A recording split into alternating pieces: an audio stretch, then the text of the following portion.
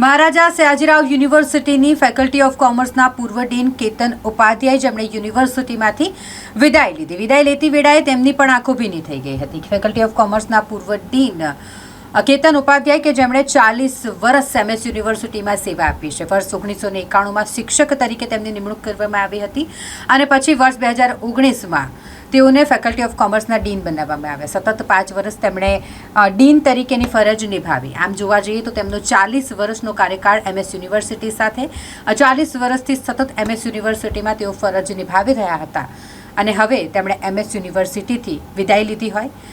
અશ્રુભીની આંખે તેમણે વિદાય લીધી. તેમનું સાલ ઉઢાડી સન્માન પણ કરવામાં આવ્યું. વિદ્યાર્થી આગેવાન પંકજ જયસ્વાલ દ્વારા પૂર્વ ડીન કેતન ઉપાધ્યાયને સાલ ઉઢાડી મોઢું મીઠું કરાવી તેમનું સન્માન કરવામાં આવ્યું અને વિદાય લેતા કેતન ઉપાધ્યાયને જોઈ પંકજ જયસ્વાલની આંખમાંથી પણ આંસુ આવી પડ્યા. પૂર્વ ડીન કેતન ઉપાધ્યાયે આ વેળાએ શું કીધું, આવો સાંભળીએ.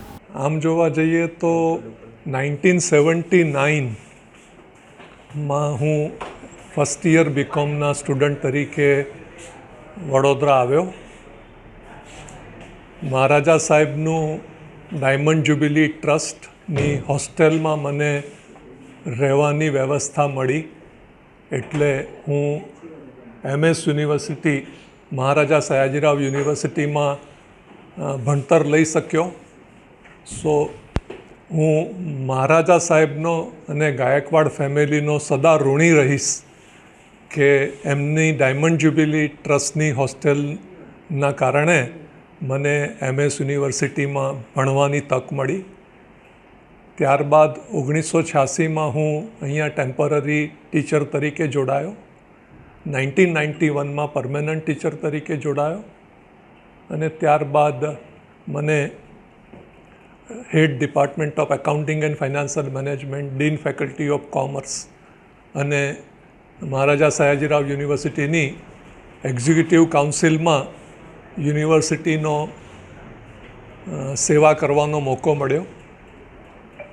કદાચ પાછલા જન્મોના કોઈક પુણ્ય હશે જેના કારણે મને એમએસ યુનિવર્સિટી સાથે સંકળાવાનો મોકો મળ્યો અને એ મારા માટે ખૂબ જ મહત્ત્વની અને હંમેશા યાદ રાખવા જેવી બાબત છે.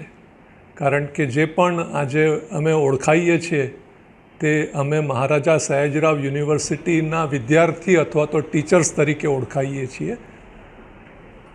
મારી ડીનશીપના ટેન્યોરમાં હું બધા જ વિદ્યાર્થી મિત્રોનો, ખાસ કરીને પંકજ, જે લોકો કોવિડમાં પણ પોતાની જાનના જોખમે ફેકલ્ટી ઓફ કોમર્સમાં આવી અને અમારી અને વિદ્યાર્થીઓ વચ્ચે એક ખૂબ જ મોટા સેતુ તરીકે કામ કરતા હતા.